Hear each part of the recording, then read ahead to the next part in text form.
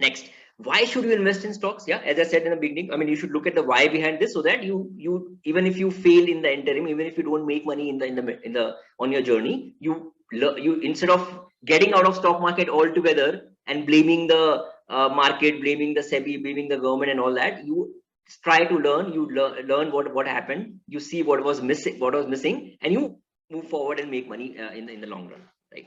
So to know that, let's talk about inflation. As per Government of India, inflation in the country in last 40 years average is around 7.5%. So from 1982 till 2022, the average inflation Indians have witnessed or suffered is around 7.5% compounded annually. Yeah, right now it might be very low. There were periods where the inflation was very high, it was very low. So on an average, this is the growth in the inflation, right? But the inflation of your household and my household is much more than that. Now, before that, let me ask you a question. In 1982, 40 years back, and think before answering, don't just jump on to write something on chat. I'm talking about 1982, not 92. A lot of people have the memory of 90s, not 80s. So if you are not born at that time, you must be talking to people, to your parents and grandparents. Tell me, what was the income of your parents or grandparents in 1982, and what were they spending every month for a family of 4?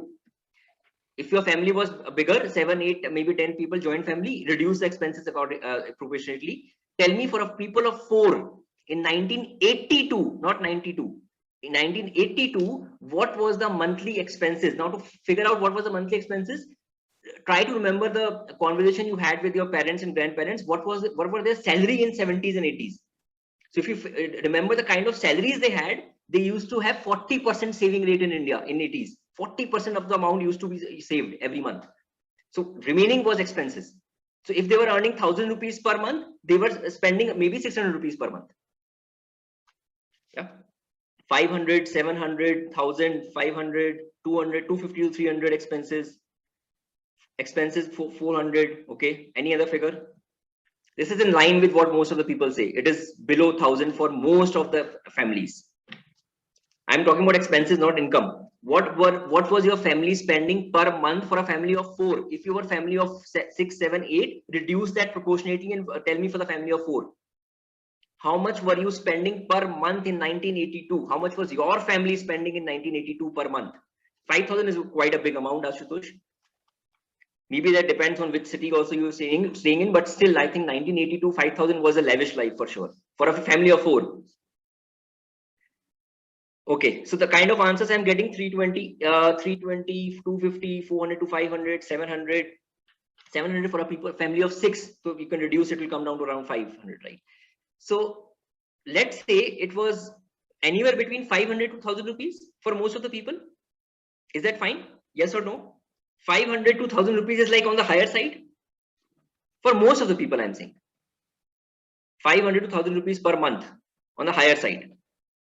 Yeah. All right. Now, fast forward to 2022, 40 years down the line. Again, family of 4. Now, if you are not married, or if you are just married, you don't have children, or if you have only one child, you have to think for 2 children, right? Don't answer right now. Please don't answer anything in the chat box. I'll show you some parameters, and then you answer. Hold on to your answers. Now you have to look at your expenses today per month. But before you do that, you have to look at all of this. There are some expenses which are monthly, some are quarterly, let's say school children fees and all that. Some are yearly, and some are occasionally. For example, 2 children school fees and activity classes. Look at that, right? Vacations. I know COVID we have not done that, but before COVID, what was the kind of expenses you had every vacation? 1 lakh, 2 lakh, 5 lakh, whatever, 1 or 2 vacations you did in a year, right? Luxury expenses, buying jewelry or furniture once in a while, right? Replacing mobile, getting a new mobile, new laptop, new TV, new AC, new appliances in the kitchen, maybe washing machine, dishwasher. A lot of people bought.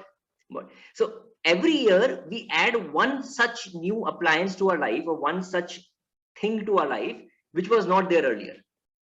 And it comes as a luxury and it becomes a necessity. Look around you. There will be a lot of things which came as a luxury, and now it is like without that you cannot live, right? Look at all this. EMIs of your car and bike, not of your house, but of your car and bike. Why am I saying you should include this?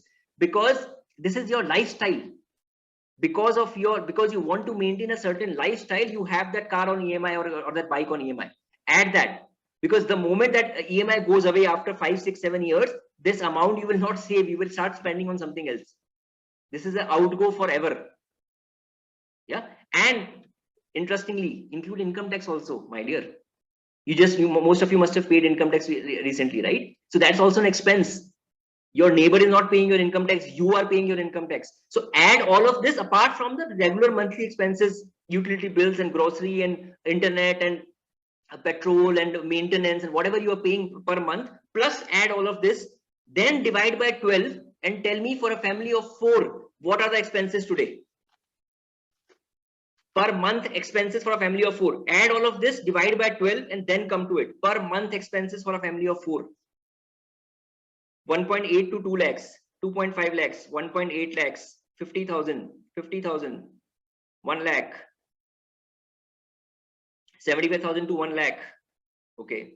60,000, 75,000, 2 lakhs, 1 lakh. Okay. Got it. Got it. So most of you are answering, I mean, not most of you, all of you have answered more than 50,000 per month for sure, right? 6 lakh rupees per annum you are spending for sure, including your income tax and your EMIs, your luxury expenses, your vacations, your children and everything, right?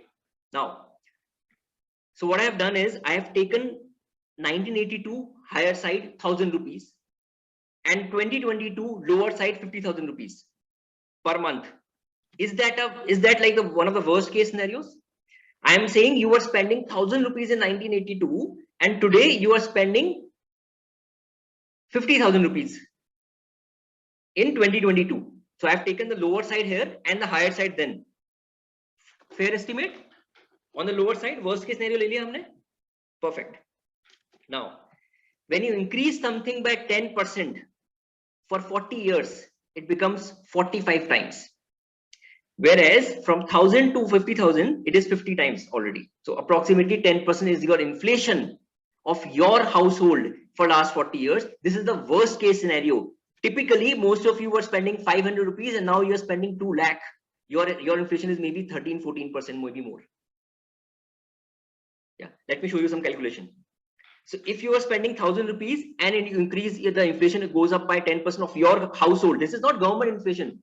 This is your actual practical inflation I'm talking about. These are your figures. I have not taken some random number from the book.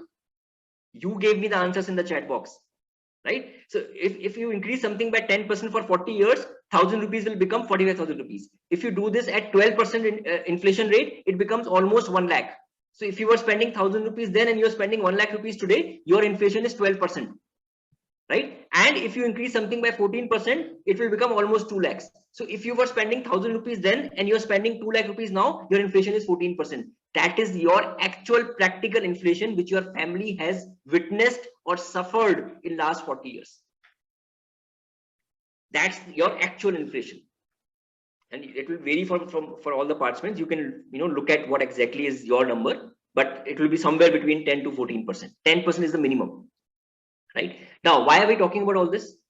If this is the inflation, you need to make more returns than this to beat inflation so that you can build wealth and fulfill your financial goals. Forget about building wealth. Fulfilling your basic financial goals is possible only when you are making more than 10% in the worst case scenario. Let me give you one more bad news. This is before tax. So let's say you are investing in some instrument in some asset class and you're making 10% return, but you have to pay tax on that. So your actual return should be around 12%, so that after paying taxes and whatever brokerage charges and everything, your returns net are at least 10%. This is, I'm talking about worst case scenario. So in your worst case scenario, your family should have made a return of 12% compounded annually in last 40 years to beat the inflation, to meet the inflation. Forget about beating the inflation. Yep. Makes sense? Okay, now one more point I forgot to mention. Why am I talking about 40 years? Why not 10 years? Why not 5 years? Yeah, why not 20 years? Because 40 years is the lifetime of one generation. You start working at 22, 25, you work till 60, 65 and you retire. Right? In this entire 40 years that this generation of this family builds their own wealth. Plus, when you take 40-year data, your figures are most unbiased. If I take only last 5 years or 10 years, it might be biased. Even 20 years is biased, 30 years is biased. But 40 years, there were asset classes which gave very good returns sometimes very bad returns. Sometimes inflation was very high, sometimes inflation was very low. But in 40 years will give you what you went through, what you practically, your family, your parents went through. That's where we are taking 40 years data wherever possible in the future slides also.